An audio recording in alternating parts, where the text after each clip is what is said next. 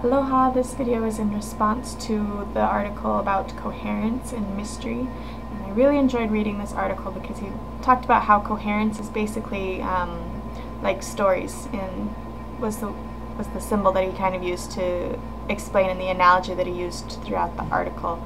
And I love stories, I'm a big bookworm. But in the beginning he kind of separates and distinguishes the difference between coherence and coordination. Coherence being the understanding that one gets when communicating with another person. And we already have discussed coordination, but one analogy that he used was that for coherence, there just needs to be lines drawn somewhere so that there can be understanding. And for coordination, the lines must be drawn in the same place. You know, if we continue with the dancing analogy that we used last time, simply knowing the moves is coherence versus moving together being coordination. We talked about all the many different types of stories that there were. We get stories from our families, from our friends, and from society around us, and all the different ways that we can get understanding of the world that we live in. And in order to really understand these stories, he mentioned that there needed to be two types of things within them. That there needed to be creativity and enmeshment. Creativity, we gotta have an interesting stories, otherwise people wouldn't really want to participate in them. And he talked about how coherence is limited only by our imagination. It is our imagination and our creativity that help us to enjoy life around us in a sense, but we'll talk about that later. The other part, enmeshment, that needs to be in every story is getting into a story. In some cultures, or like Native American tribes, when they're performing sacred ceremonies and they're dancing, they don't simply symbolize being a god, they become the god, and these ceremonies become real to them, and that's real enmeshment, is when we get into the story as if it is real life, which ironically it kind of does create real life. And each of these stories, because of the language that we use, they both confine and liberate at the same time. It kind of goes off about and explaining the difference of how language and these stories can liberate us, or how they can confine us, depending on how we use them and how we understand these rules. Because these symbols allow us to have more understanding.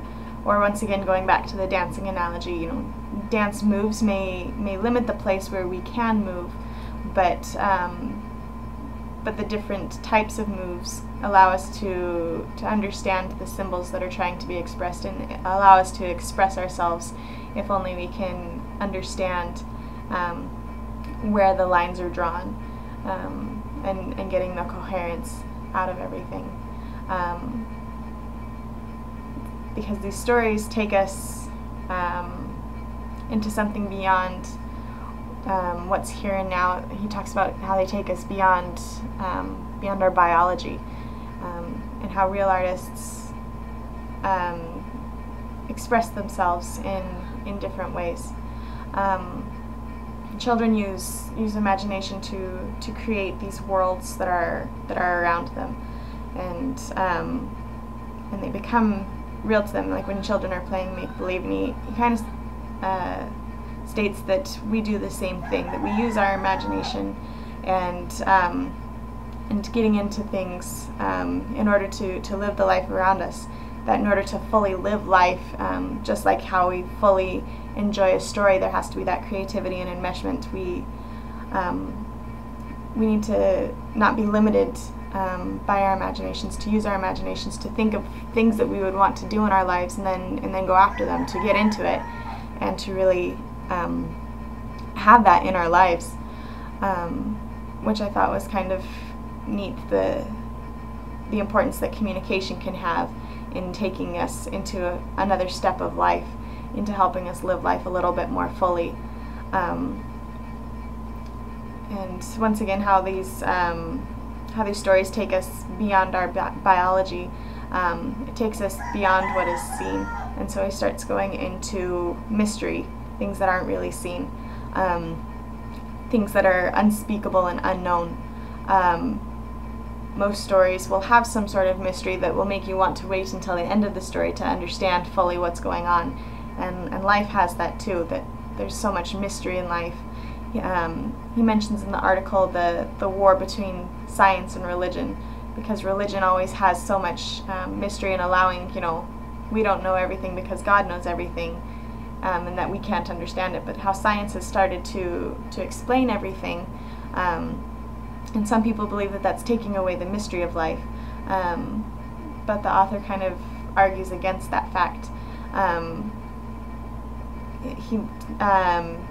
There's a paragraph about surplus meaning that I found very interesting. Made me think of the analogy it used was of a birthday cake. If we looked at it from a scientific point of view, the cake is the recipe. It's the flour, it's the sugar, it's the yeast, it's whatever else you toss into a cake. But it doesn't necessarily show the symbolism of the cake if we were giving it as a birthday gift. And so there's always these snares of language as when we define what things are, and those holes and those snares are the mystery in life. Something that he said that I found very interesting was perhaps the most accurate language is one that's filled with stammers and protestations of ineffability, that these things just can't really be understood. And considering how I speak during these videos, I think that should be taken into consideration. But continuing in the article, he talks about a second liberation, that once we understand that there are holes in language and that there is this mystery around us, it gives us a greater ability to express ourselves, to be able to understand that there are these holes, that there are these mysteries, that we can use symbols to a greater extent to explain. We like mystery and we like not knowing everything, because that means that we can continue to study and to continue to learn. It made me think of the church teachings of eternal progression. So we kind of like having that mystery around us, and knowing that it's there in order to be able to study and to go forward to another level. And so to me, mystery is a recognition of the limits that are placed around us, and knowing that there's something beyond. And so being able to kind of push the limits in a sense. But the second liberation is more just trying to stop fitting things in boxes, because as humans and with communication we tend to try and organize everything, but if we stop trying to put things in boxes, allow there to be mystery, then we can understand that there are different ways that we can express ourselves and different ways to move, if we're going back to the dancing analogy, and different ways to go throughout life, that there's not necessarily one set way to do every specific thing. It says that mystery allows creativity and enmeshment. So mystery allows us to live this life more fully, this story more fully, so that we're not understanding everything and kind of stepping outside of the story and stepping outside of our own lives. It allows us to live life to a greater extent when we live within these lines and these limitations of mystery that can liberate us.